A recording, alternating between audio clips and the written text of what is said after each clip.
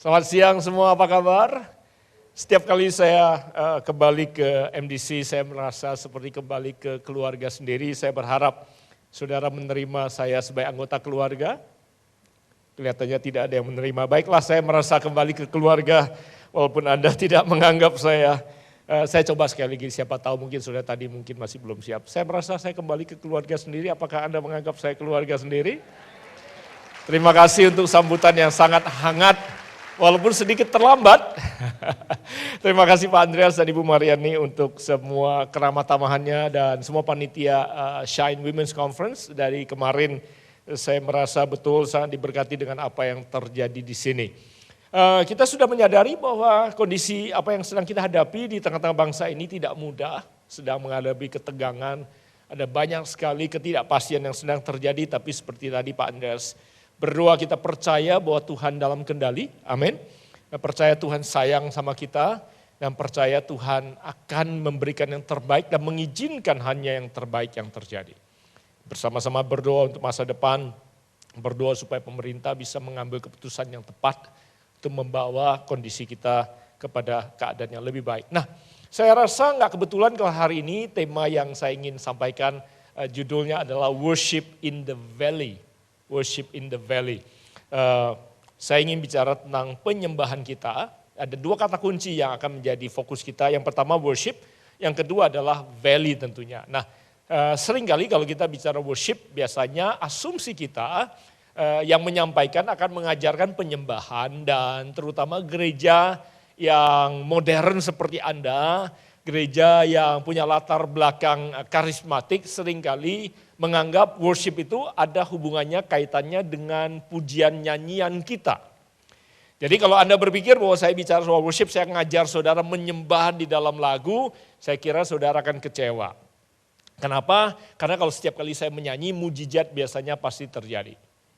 Saya bisa membunuh yang hidup, saya bisa membangkitkan yang mati. Jadi saudara tidak mau mujizat itu terjadi di tengah-tengah kita pagi hari atau siang hari ini, bukan? Saudara tidak mau minta dan berteriak minta, please stop it, gitu ya saudara, karena telinga saudara sakit.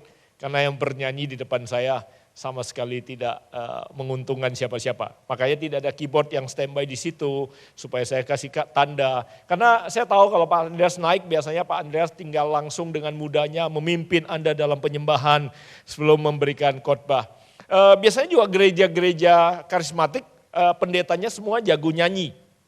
Dan saya paling suka ngerjain tim worship atau band di gereja-gereja yang biasanya kalau pendetanya undang naik, mereka ngarepin saya nyanyi. Saya suka bikin mereka stres karena mereka nggak mendapatkan kode apa-apa dari saya gitu ya. Mereka kayak, apalagi yang musik directornya yang biasanya ada mic-nya, ini musik director ya, nunggu ini tanda berikutnya, ini yang saya suka nggak kasih tanda dan mereka bingung dengan saya. Dan hari ini tentunya saya tadi sudah katakan saya tidak akan bernyanyi. Tapi kita akan fokus tentang worship sebentar dan kata kunci kedua adalah valley. Nah valley ini sedikit alegoris atau sedikit kiasan. Karena lembah itu menggambarkan kondisi kita yang tidak seperti atau bahasa Inggrisnya mountain top atau puncak gunung dalam kondisi kehidupan mountain top. Itu dua perumpamaan tentang kondisi kehidupan kita. Kalau puncak gunung itu menggambarkan kondisi kehidupan kita yang prima. Keuangan prima, kesehatan prima, emosional prima, pernikahan prima, keadaan semua baik-baik saja. Lembah menggambarkan kondisi yang tidak ideal. Semua yang kita harapkan belum terjadi, yang kita doakan belum terjawab, yang kita minta belum datang. Tapi tentunya saya rasa di MDC tidak ada yang keberadaannya dalam kondisi berada di lembah, bukan? Semuanya harapannya ada di puncak gunung, bukan? Tapi seandainya ada yang sedang mengalami kondisi yang tidak prima, tidak sesempurna yang diinginkan, saya berharap ini bisa menjadi firman yang menguatkan saudara, memberikan saudara arahan, especially pada waktu saudara tidak tahu apa yang harus saudara lakukan. Saya pernah menyampaikan waktu di pandemi khotbah yang saya beri judul What to do when you don't know what to do. Apa yang saudara lakukan pada waktu saudara nggak tahu harus ngapain. Saya berharap kalau ada di antara saudara yang sedang berada dalam kondisi di lembah, firman ini bisa memberikan saudara direction, arahan, Sehingga setidaknya sudah tahu what to do when you don't know what to do. Saudara bisa melakukan sesuatu pada saat saudara tidak tahu apa yang harus saudara lakukan. Mari kita mulai. Kata worship sendiri dalam bahasa Inggris berasal dari kata worth-ship. Ship bukan kapal dalam hal ini. Ship dalam hal ini misalnya craftsmanship. Bicara soal bukan kapal terjemahnya. Tapi worth-ship. Bicara soal sesuatu yang ada kaitannya dengan worth atau tentang nilai. Jadi worship adalah kalau kita sederhanakan adalah keputusan kita menempatkan nilai yang tertinggi yang terutama kepada sesuatu atau kepada seseorang. Kalau saudara menempatkan nilai yang terutama dan tertinggi kepada sesuatu atau kepada seseorang, maka saudara sedang worship that something atau that someone. Kalau saudara taruh nilai kepada motor saudara terutama, sebenarnya saudara sedang worship ya hobi. Kalau saudara taruh nilai kepada pasanganmu melampaui apapun juga, sebenarnya saudara sedang worship pribadi tersebut. Bisa orang, bisa barang, bisa pekerjaan, bisa hobi, bisa apa saja. Ada istilah I worship my idol. Kalau saya ngefan banget sama dia, saya taruh dia menjadi yang terutama. Sebenarnya saudara sedang menyembah ilah. Makanya Alkitab berkata jangan ada ilah yang lain di hadapanku. Ingat saudara? Jangan taruh yang lain melampaui Tuhan. Jadi kalau kita bicara soal worship, kita bicara soal menempatkan nilai. Dalam bahasa Yunani kata menyembah memakai kata proskuneo yang artinya memberikan ciuman. To kiss, memberikan ciuman atau menyium. So, dalam Yohanes pasal keempat pada waktu Yesus berkata akan tiba saatnya di mana akan tiba waktunya di mana penyembah-penyembah yang benar akan menyembah di dalam roh dan kebenaran. Sedang bicara soal saudara menempatkan Roh Kudus dan kebenarannya di dalam kehidupan saudara, menempatkan tempat yang terutama di situ. Penyembahan yang sejati, kata Alkitab, lahir dari hati yang berakar dalam Kristus, dalam Tuhan. Karena Roh Kudus menyatu dengan saudara. Saudara kita jadi Kristen bukan karena kita berubah menjadi lebih baik. Kita diselamatkan karena Roh Tuhan yang hidup itu datang tinggal dalam kita dan menghidupkan kita karena dia menyatu dengan kita. Halo? Kita dihidupkan bukan karena kita dari yang tadinya bejat, berdosa, bobrok, rusak, berubah perlahan-lahan menjadi pribadi yang lebih baik. Bukan. Tapi karena anugerah Roh Tuhan datang tinggal dalam kita, kita jadi hidup, kita berubah dari manusia lama menjadi manusia yang baru. Dan sekarang kita dimerdekakan untuk memilih untuk hidup dalam kebenarannya. Pada waktu kita menempatkan kebenaran Tuhan menjadi yang terutama dalam hidup kita, disitulah kita menyembah Tuhan. Menjadi penyembah yang benar. Jadi buat saya, omong kosong kalau kita bilang kita menyembah Tuhan, tapi nilai kehidupan kita tidak dasarnya kebenaran. Makanya kita bingung, katanya takut sama Tuhan. Kok perbuatannya di bisnis, kok perbuatannya di pernikahan, kok perbuatan tingkah lakunya di dalam pekerjaan, atau di dalam membangun hubungan, atau dalam keluarganya, tidak sesuai dengan kebenaran firman Tuhan. Halo? Tapi saya rasa itu mungkin tidak menjadi pergumulan di MDC, karena di MDC penuh dengan penyembah-penyembah yang sejati, yang menyembah Tuhan di dalam roh dan kebenaran adalah standar Tuhan yang terutama dalam kehidupan mereka, bukan? Berat sekali. Katanya dia menyembah Tuhan, tapi dia tidak hormat dan kurang ajar sama orang tuanya. Wow. Buat saya itu pertanyaan yang sangat besar. Dia takut sama Tuhan, tapi dalam praktik dagangnya, bisnisnya, pekerjaannya, standar integritas dan kebenaran bukan acuan utamanya. Acuan utamanya adalah cuan. Ada pernah jemaat saya bilang gini, Pastor, saya terima order waktu itu $, sekian, barang bahan baku sekian. Sekarang dalam waktu secepat itu sekian. Untuk ini saja saya rugi besar. Saya bilang, acuan kamu berdagang itu adalah cuan atau integritas dan janji. Kalau kamu tanda tangan itu order, resiko daripada kerugian adalah bagian daripada menjaga integritas. Berapapun harganya. Halo? Tapi saya rasa di sini nggak ada yang punya tantangan seperti itu. Di JBCC mungkin ada tantangan. Kita tidak menyembah Allah hanya karena kita secara agamawi menyembah Dia. Kita menyembah Allah karena kita mencintai dan peduli kepada apa yang Allah cintai dan apa Allah yang peduli kepadanya. Ada amin?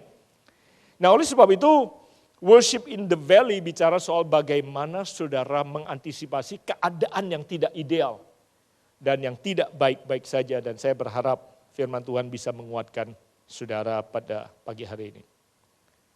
Kalau saudara mungkin setuju dengan saya pernah tulis kata-kata seperti ini. Terkadang satu-satunya cara untuk melihat kuasa Tuhan adalah dengan berada di tempat di mana kita betul-betul berada di dalam keadaan di mana kita betul-betul membutuhkan kuasa Tuhan. Setuju gak sih? Karena cara satu-satunya Tuhan tunjukkan kuasanya adalah mengizinkan kita berada di posisi di mana kita we have no choice kecuali hanya bergantung sama Tuhan.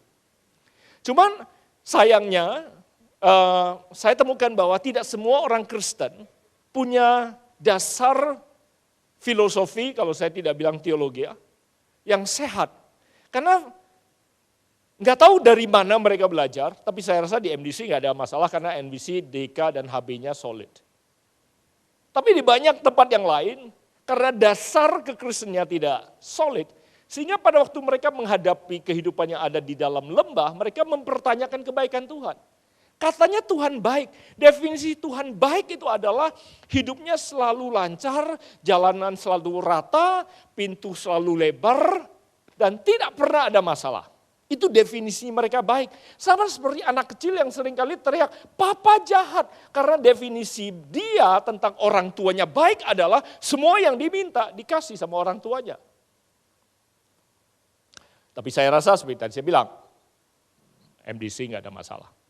Gak ada yang teriak, Tuhan kenapa? Katanya Tuhan baik, kenapa? Why? Gak ada yang tentunya mengeluh seperti itu. For some reason, banyak orang Kristen yang mempertanyakan kuasa Tuhan karena doa mereka, permintaan mereka tidak dan belum terjawab seperti yang mereka mau dalam timing yang persis mereka minta. Dan kemudian mereka mempertanyakan kebaikan Tuhan, mempertanyakan kesetiaan Tuhan, bahkan mempertanyakan kuasa Tuhan. Katanya bisa. Kalau bisa buktikan dong. Tuhan gak pernah terintimidasi hanya karena saudara ancam. Iblis juga bilang, kalau betul kamu anak Allah, lompatlah. Maka iblis malaikat pasti nangkap kamu. Yesus gak terprovokasi. Kalau betul kamu anak Allah, bikinlah batu ini jadi roti. Yesus gak bilang, gila lu gak tahu gue siapa. Sama sekali dia tidak terprovokasi. Dia tidak perlu membuktikan dia punya kuasa itu. Hanya karena dia diprovokasi. Jadi dia tidak akan terancam. Hanya karena saudara banyak orang Kristen yang mengancam Tuhan. Setujukah saudara bahwa di dalam lembah kehidupan, kita seringkali justru dites kejujuran kita dan pernyataan iman kita kepada Tuhan. Setuju nggak? Karena di situ saudara diuji kejujuran dan iman saudara kepada Tuhan.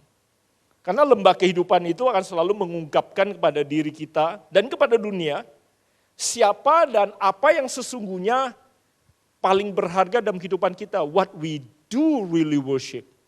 Di lembahlah baru bisa kelihatan. Bukan di puncak gunung keberhasilan kita. Kejujuran kita akan teruji pada waktu kita berada di dalam lembah. Nah, ada sebuah kisah di Alkitab yang menggambarkan kehidupan Paulus dan Silas bahwa mereka ada di dalam lembah kehidupan. Dan mari kita pelajari apa yang mereka lakukan dan bagaimana mereka menghadapi apa yang mereka hadapi. Saya membaca dari Kisah Para Rasul pasal ke-16 ayat ke-16 sampai 24, tapi dari terjemahan Sederhana Indonesia, TSI kalau saudara belum kenal dengan terjemahan ini, sedikit lebih mudah dibaca dari terjemahan baru yang saudara pegang, biasa itu namanya terjemahan baru, TB. Ini TSI. Saudara mau dengarkan sebentar dari bahasa Indonesia TSI? Oke, ini ayatnya. Pada hari lain waktu kami ini Paulus dan Silas pergi lagi ke tempat berdoa di pinggir sungai itu, kami berhadapan dengan seorang perempuan peramal. Dia bekerja pada beberapa orang majikan. Perempuan itu sudah dirasuki oleh setan yang membuat dia mampu meramalkan masa depan. Menarik sekali, dari zaman dulu peramal pun ada sindikatnya ternyata, ada majikannya. Termasuk seperti sekarang ini banyak pengemis-pengemis itu ada sindikatnya, karena ada pengelolanya, kira-kira seperti itu. Dikatakan perempuan itu sudah dirasuki oleh setan yang membuat dia mampu meramalkan masa depan. Dan setiap orang yang datang kepadanya untuk diramal harus membayar kepada siapa? Majikannya, bukan kepada dia. Jadi majikan-majikannya mendapat banyak uang karena peramal itu. Dia terus mengikuti Paulus dan kami sambil berteriak-teriak. Orang-orang ini adalah hamba Allah yang maha tinggi. Mereka memberitakan pada kita tentang jalan keselamatan. Saya berhenti dulu sebentar. Yang peramal ini teriak benar apa salah? Benar. Dia cuma menyampaikan kebenaran sebenarnya. Dan masalahnya bukan di situ. Ayat berikutnya. Masalahnya adalah ayat berikutnya catat. Berhari-hari dia melakukan itu. Itu yang jadi masalah. Mengganggu. Berhari-hari dia melakukan itu sampai kesabaran Paulus habis. Jadi Paulus berbalik dan berkata kepada, perhatikan kata berikutnya, Paulus berkata kepada siapa? Setan. Bukan Paulus tidak berkata kepada perempuan itu. Paulus berbicara pada kuasa yang bekerja di balik perempuan itu. Paulus berbicara pada setan itu dan dia katakan keluar. Itu perintahnya Paulus. Tetapi pada waktu majikannya, Paulus berkata kepada setan itu, atas nama Kristus Yesus, saya perintahkan kamu keluar dari perempuan ini. Saat itu juga setan itu keluar, tetapi waktu para majikannya melihat bahwa sumber penghasilan mereka sudah tiada, mereka menangkap Paulus dan Silas lalu menyeret mereka berdua ke tempat pertemuan umum di pasar untuk menghadap pejabat-pejabat kota. Nah, karena Paulus mengusir setan dari seorang wanita peramal, maka ada orang yang Alkitab catat kehilangan sumber penghasilan mereka, sehingga mereka memasukkan Paulus dan Silas ke dalam penjara. Isunya di sini bukan spiritual, isunya di sini adalah finansial. Jadi ada bisnis model yang mengalami disruption kalau bahasa modern. Bisnis modelnya terganggu dan ada orang yang tersinggung. Lalu di hadapan para pejabat, majikan-majikan itu berkata, dua orang Yahudi ini mengacaukan penduduk kota ini. Itu namanya fitnah. Isunya bukan mengacaukan kota. Yang jadi isu adalah mengacaukan pendapat orang. Pendapatan orang, bukan pendapat orang, pendapatan orang. Mereka mengajarkan adat istiadat orang Yahudi yang tidak pantas untuk kita lakukan sebagai warga negara Romawi. Orang banyak juga ikut mempersalahkan kedua rasul itu. Lalu pejabat itu merobek-robek pakaian Paulus dan Silas sampai mereka telanjang, jadi dipermalukan. Lalu memerintahkan supaya mereka berdua dipukuli dengan tongkat. Sesudah dipukuli sampai babak belur, mereka dimasukkan ke dalam penjara. Pejabat-pejabat kota menyuruh kepala penjara untuk menjaga mereka dengan ketat. Karena perintah itu, maka kepala penjara memasukkan Paulus dan Silas ke dalam ruangan yang paling dalam dan aman. The most secure part of the prison. Dalam gedung itu. Kemudian kaki mereka dipasung. Bukan cuma di extra security prison, kaki mereka dipasung.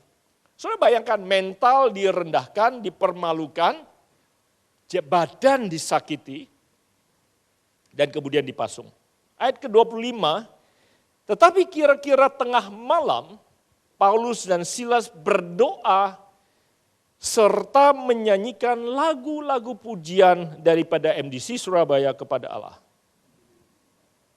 Dan para tahanan yang lain ikut memutarkan Spotify mereka dan ikut mendengarkan lagu daripada MDC Praise. Ikut mendengarkan mereka.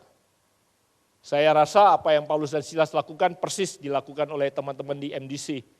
Kalau lagi difitnah, lagi direndahkan, lagi dipermalukan, lagi disakiti, lagi dibully, lagi di apapun juga, tentunya memilih untuk memuji dan menyembah Tuhan di dalam lembah kekelaman, bukan? Tuhan, hanya Tuhan yang bisa menguji jawaban mereka. Karena mereka tidak sedang menjawab saya, mereka sedang menjawab Engkau Tuhan. Worship is putting worth or what really matters to you. Apa yang paling penting. Menarik, kalau kita baca mentally udah humiliated, badannya babak belur, tengah malam, they chose to worship. Waktu senang, gampang. Waktu dapat bonus, gampang. Waktu laporan hasil cek darah bagus, gampang. Waktu promosi, gampang. Tapi waktu terpuruk, sulit untuk merasakan kebaikan dan kehadiran Tuhan, bukan? Karena otak dan hati kita penuh dengan cemas, takut, khawatir. Tapi penyembahan yang sejati sebenarnya justru berani berkata, Tuhan Kau tetap baik, walaupun aku gak bisa merasakannya. Itu penyembahan yang sejati, karena itu adalah keputusan yang kita ambil. Karena iman yang matang tidak datang menunggu mood saudara cocok untuk bisa menempatkan Tuhan di tempat yang terutama. Iman yang matang menyembah karena dia tahu siapa Tuhan dan bukan karena senang. Yang setuju katakan, amin. Ayat 26. Tiba-tiba terjadi gempa setelah mereka nyanyi. Setelah mereka nyanyi, tiba-tiba terjadi gempa bumi yang hebat, sehingga fondasi penjara terguncang. Semua pintu apa? Pintu apa? Terbuka. Semua belenggu apa? Lepas. I wish khotbah hari ini saya bisa tutup dengan happy ending. Ibu bapak, kalau engkau ada di lembah, menyembahlah, ungkapkanlah kesetiaan Tuhan, maka mujizat pasti bumi akan bergoncang dan akan ada belenggu yang terlepas. Tagihan yang datang tiba-tiba hilang. Laporan kesehatan yang tadinya merah banyak bintang, tiba-tiba Anda buka, berubah angkanya. Saldo bank berubah sendiri. Catatan hutang hilang sendiri. I wish saya bisa kasih saudara jaminan itu. Tapi bukan itu khotbahnya.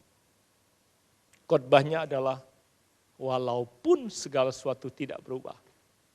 Pertanyaannya adalah, mampukah sudah tetap menempatkan Tuhan di tempat yang terutama dan berkata, sekalipun aku berada di lembah yang gelap, aku tidak takut bukan karena kuat, aku tidak takut karena Engkau besertaku.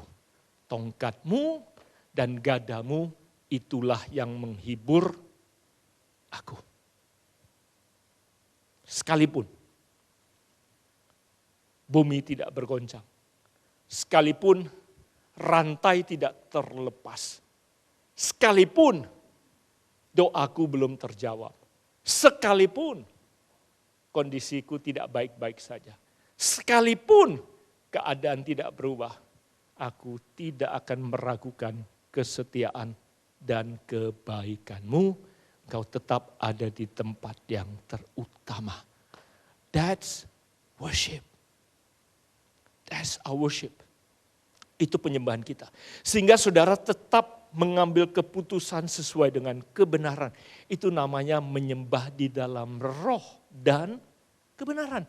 Karena keputusan saudara bisa saudara pertanggungjawabkan kepada Roh Kudus yang tinggal dan diam di dalam saudara. Worship in spirit and in truth. Apa yang saudara bisa lakukan kalau rantai tidak terlepas, pintu tidak terbuka, saldo tidak membaik, pernikahan masih bergumul, kesehatan belum sembuh. What do you do when you don't know what to do? Ada 3 respons yang saya usulkan bagi saudara, sehingga ini yang saudara bisa lakukan. Kalau saudara mencatat khotbah, yang pertama, berani jujur kepada Tuhan. Saudara berani jujur kepada Tuhan. Saudara berani jujur kepada Tuhan. Kejujuran akan kepedihan kita akan memindahkan fokus dari keterbatasan manusiawi kita kepada kedaulatan dan kebesaran Tuhan. Kalau saudara berani jujur, saudara tidak lagi fokus kepada manusiawi saudara and your limitation, tapi saudara mulai fokus kepada kebesaran dan kedaulatan Tuhan. Beda antara mengeluh dan meratap, saudara. Beda antara complaining dengan lament dalam bahasa Alkitab, meratap. Meratap artinya you cry out to God, saudara jujur, saudara berseru, kalau perlu nangis, nangis, kalau perlu teriak, teriak, it's okay. Bedanya apa? Saya nggak tahu teman-teman punya slide siapa, enggak tadi saya titip. N.T. Wright, seorang penulis bilang begini, ratapan adalah seruan kita kepada Tuhan, tetapi berdasarkan keyakinan kepada karakternya. Itu ratapan. Kalau mengeluh adalah berteriak kepada Tuhan sambil meragukan kebaikannya. Bedanya bukan di teriakannya, bedanya di keyakinannya. Kalau sudah percaya Tuhan tetap baik, silakan berseru. Saya berkata, Tuhan ini badan sakit karena tadi dipukulin babak belur seperti Paulus dan Silas. Karena mereka nggak dikasih es batu untuk ngompres. Idealnya dikasih ice bath. Rendam es supaya cepat pulih. Gak ada. Mereka mungkin berteriak malam hari itu. Saya nggak tahu bernyanyinya off tune atau in tune. Tapi mereka berani jujur berteriak kepada Tuhan. Silakan. Saudara sedang takut berkata, Tuhan aku takut. Tuhan aku lebih cemas. Tuhan aku lebih sengsara. Tuhan aku lagi sedang bergumul. Tuhan aku nggak tahu apa yang harus kau lakukan. Help, tolong Tuhan. Tapi aku tidak meragukan kalau engkau bisa. Itu namanya ratapan, saudara. Daniel punya 3 teman namanya Sadrak, Mesak, Abednego. Mereka bilang gini, kami tahu Tuhan kami itu bisa meluputkan kami dari dapur perapian. Karena Nebukadnezar sudah perintahkan dapurnya dipanasin 7 kali lipat kayunya. Barang siapa nggak mau nyembah dewa ini, masuk. Mereka bilang sama Nebukadnezar, Tuanku Paduka Raja, kami tahu Tuhan kami bisa. Nggak ragu kalau Tuhanku bisa.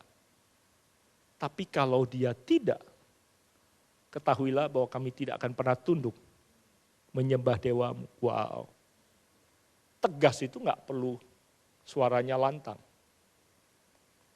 Tidak ada keraguan. Kalau El Shaddai, dia bisa. Tapi kenapa dia tidak? Aku nggak mengerti dan aku biarkan dia yang memutuskan. Whether or not, apakah aku terima doa yang aku naikkan. Kalaupun dia tidak, kami tidak akan tunduk menyembah dewamu. Dapatkah Tuhan dapatkan keyakinan seperti itu di tengah-tengah umatnya di MDC hari ini? Tuhan kami tahu engkau Yehovah Rafa, engkau Yehovah Jireh, kau bisa mencukupkan. Tapi sekalipun kau tidak menjawab apa yang aku minta, aku tidak akan meragukan kebaikanmu.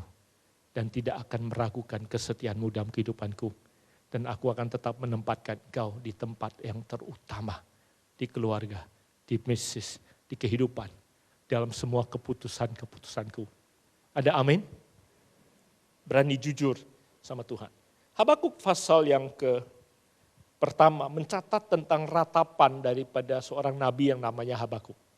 Saya kasih tahu saudara, di kitab Nabi Habakuk tidak ada success story, tidak ada win story sebenarnya. Dia menulis seperti ini. Inilah pesan yang dinyatakan oleh Tuhan kepada Nabi Habakuk. Dia berteriak seperti ini. Ya Tuhan, sampai kapan aku harus berseru meminta pertolongan? Kapan Engkau akan mendengar dan menyelamatkan kami dari penindasan? Mengapa Kau biarkan aku melihat begitu banyak kejahatan? Masakan Engkau tahan melihat begitu banyak pelanggaran? Di mana-mana ada kehancuran dan kekerasan, perkelahian dan perselisihan. Hukum diremehkan dan keadilan tidak pernah ditegakkan. Orang jahat menjadi unggul atas orang yang jujur. Maka keadilan diputar balikan. Berulang kali, seringkali saya ketemu dengan anak-anak Tuhan yang mengalami bully, mengalami perlakuan yang tidak adil di bisnis oleh orang-orang lain. Mereka berkata bahwa Tuhan kalau baik kenapa Tuhan gak bela? Tetanggaku nipu aku, bisnis sebelahku memakan uangku. Kenapa Tuhan tidak turunkan petir dan lain sebagainya? Atas mereka, mana keadilan Tuhan? Seperti itu kira-kira teriakan daripada Habakuk. Alkitab tidak mencatat bahwa semua yang dia teriakkan dijawab oleh Tuhan. No success story.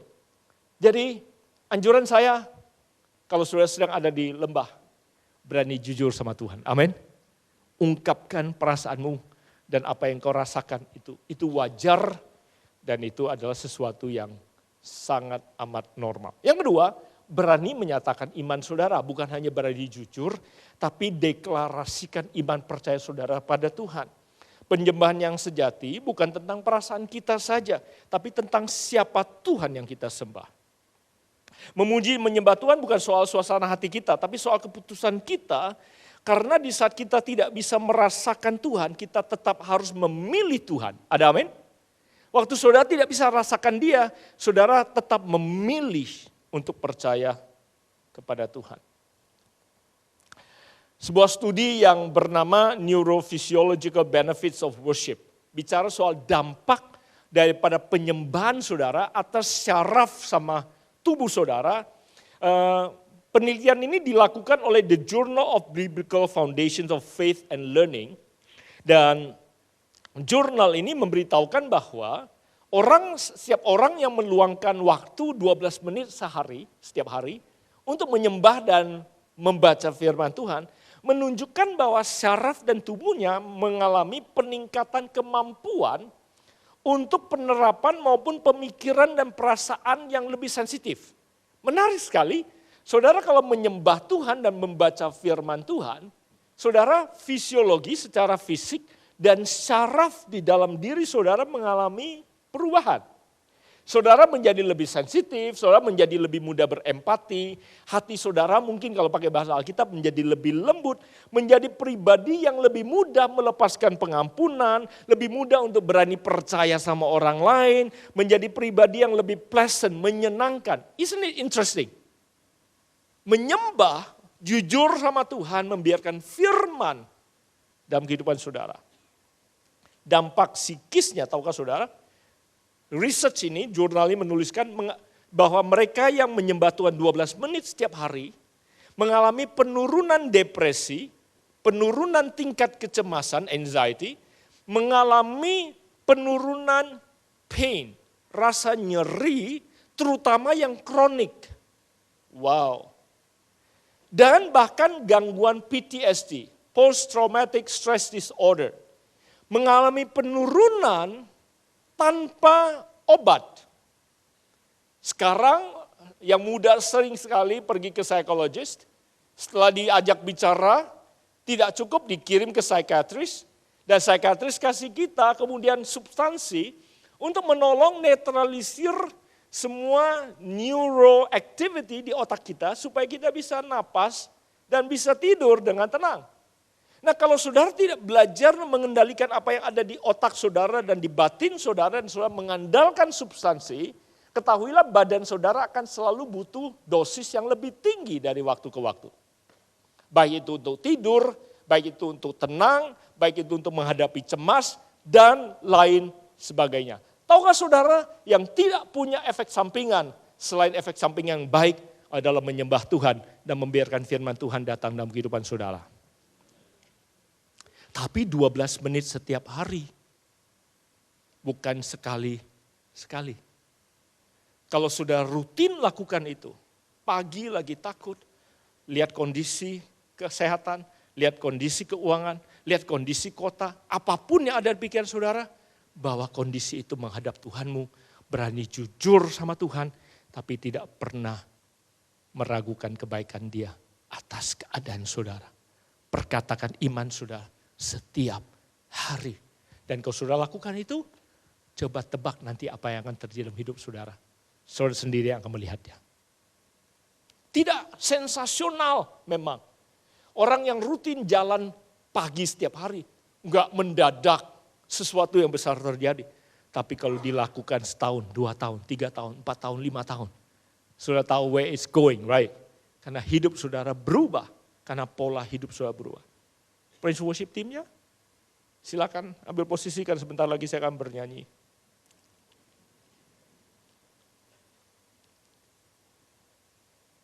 Deklarasikan iman saudara. Mazmur 23 ayat 4 bilang begini. Sekalipun aku berjalan dalam lembah yang kelam. Semua orang bilang sekalipun. Tuhan gak pernah janji saudara gak akan masuk lembah yang kelam. Betul gak? Banyak orang Kristen bilang, kalau Tuhan baik kenapa saya masuk ke lembah? Siapa yang janji kalau gak akan masuk? Dia cuma janji sekalipun kamu ada di lembah, aku tidak meninggalkan engkau. Amin. Sebab engkau besertaku, dia katakan, aku tidak takut bahaya. Karena gadamu dan tongkatmu itulah yang menghibur aku. Habakuk 3, 17, 18 bilang ini. Sekalipun pohon ara tidak berbunga. Semua orang bilang sekalipun. Kata kuncinya adalah sekalipun. Sekalipun pohon ara tidak berbunga, pohon anggur tidak berbuah, pohon zaitun mengecewakan. Sekalipun ladang-ladang tidak menghasilkan bahan makanan. Sekalipun kambing domba terhalau dari kurungan. Sekalipun tidak ada lembu sapi dalam kandang. Sekalipun omsetku turun. Sekalipun bisnisku belum mencuan. Sekalipun kondisi kesehatan aku belum pulih. Sekalipun apa yang aku doakan belum. Sekalipun apa yang aku takutkan belum berubah. Sekalipun aku tidak ragu kalau engkau tetap menyertai aku. Karena Habakuk bilang sekalipun semua belum. Namun aku akan bersorak-sorak di dalam Tuhan. Beria-ria di dalam Allah yang menyelamatkan aku. Ini seperti orang gila sih memang. Tapi kita bukan orang yang lupa ingatan. Karena realita berusaha mengingatkan kita, hey wake up. Jangan mimpi di siang bolong. Lo gak lihat kondisi keadaanmu? Oh lihat, kita gak coba mengabaikan realita. Kita gak coba melupakan realita. Kita cuma berani dan berusaha jujur sama Tuhan. Sekalipun keadaan tidak baik-baik saja. Hari ini kami memilih untuk percaya dan setia kepada Tuhan. Dapatkah Tuhan temukan orang-orang yang mau mengambil keputusan iman seperti itu? Last but not least yang terakhir. Jadikan penyembahan ini gaya hidup saudara setiap hari, 12 menit setiap hari. Make it your lifestyle. Every day. Kisah 16:27, ayat saya terakhir, kemudian saya mau mengajak saudara berdoa. Karena tadi saya udah bilang, kuncinya khotbah Worship in the Valley bukan mujizat. Pintu penjara terbuka, rantai lepas. I wish I can give you. Saya bisa berikan saudara itu sebagai janji. That's not the message. Message-nya di ayat 27. Ini 35 menit saya lay out to preach this to you. Sudah siap? Ayat 27. Lalu kepala penjara itu terbangun. Waktu dia melihat pintu-pintu penjara sudah terbuka, dia mencabut pedangnya hendak apa? Bunuh diri. Karena dia mengira semua tahanan pasti sudah kabur. Tetapi Paulus berteriak keras-keras kepadanya, jangan Pak, jangan bunuh diri. Kami semua masih ada di sini. Wow. Mendengar itu kepala penjara menyuruh budaknya mengambilkan pelita lalu berlari ke dalam dan dengan gemetar bersujud di depan Paulus. Next. Kemudian dia mengantar mereka berdua keluar dan bertanya, bapak-bapak apa yang harus saya lakukan supaya saya diselamatkan.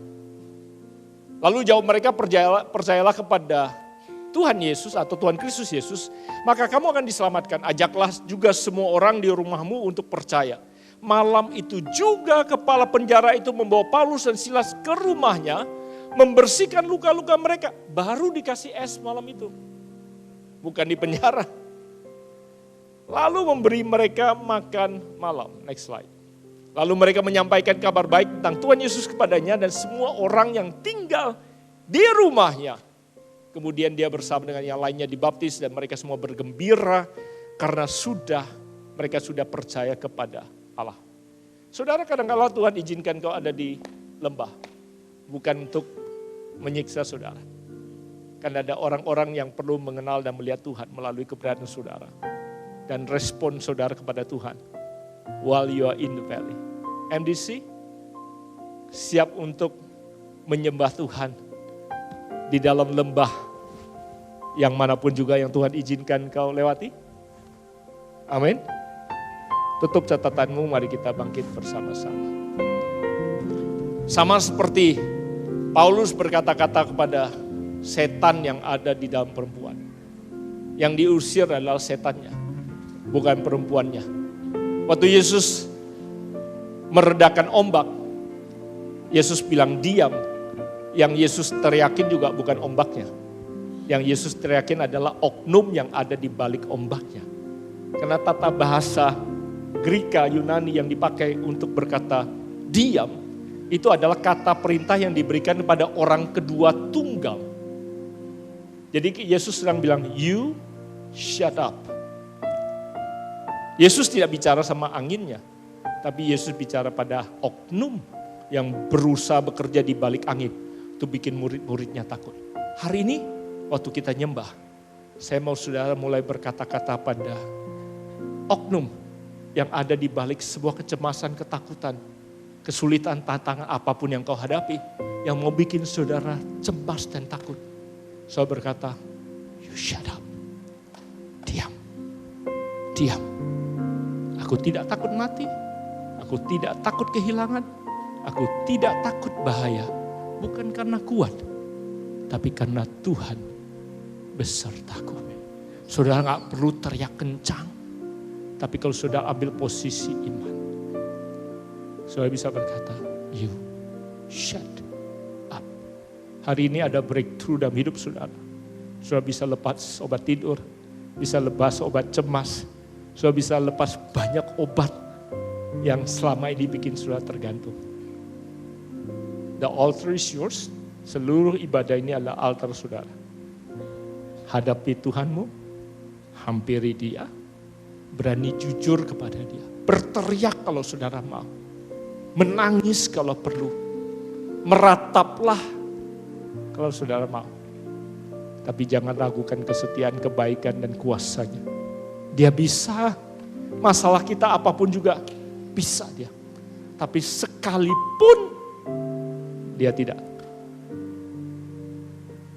Dapati Dia setia. Walaupun Dia tidak menjawab apa yang saudara sedang doakan. Apakah saya bisa mendapatkan anak-anak Tuhan yang dewasa, yang siap to worship Him in your valley? Angkat tanganmu, sembah Dia. Yesus, Kau kebenaran. Sembah Dia. Bawa pernikahanmu, yang bawa bisnismu, menyelamatkanku, bawa keluargamu, bawa kesehatanmu, bawa keuanganmu. memberikanku hidup dan pengharapan.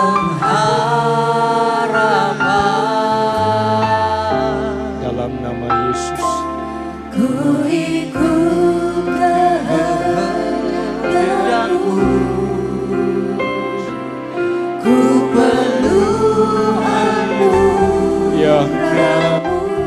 Berani jujur sama Dia.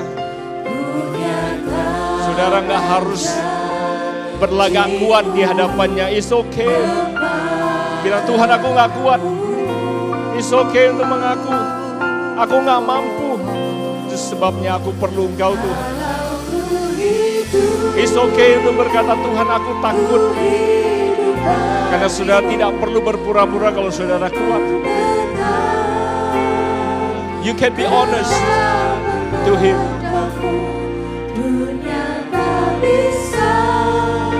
Berani jujur, tapi juga berani mengambil keputusan. Namun aku tidak ragu kalau Engkau bisa. Aku tidak ragu kalau Engkau baik. Mungkin definisiku tentang Tuhan yang baik yang harus berubah. Artinya aku harus menjadi lebih dewasa dalam pengenalanku akan Engkau. Today I choose to grow up. Kinamataka hayana masuto. Come on, start speaking to your storm. Mulai berkata-kata kepada ombakmu. Mulai berkata-kata pada badaimu. Mulai berkata-kata pada cemasmu. Berkata-kata pada takutmu. Berkata-kata pada khawatirmu. You shut up. Kau diam. Diam. Hidupku punya Tuhan. Hidupku milik Kristus. Hidupku dipegang oleh Tuhan di dalam nama Yesus. Kau diam. Dalam nama Yesus. Sekalipun aku ada di lembah yang kelam, aku tidak takut bahaya. Karena Engkau menyertai. Amin. Dalam nama Yesus. Amin, amin, amin, amin. Nama Sataka Hayarabu. Breakthrough. Breakthrough. In the name of Jesus.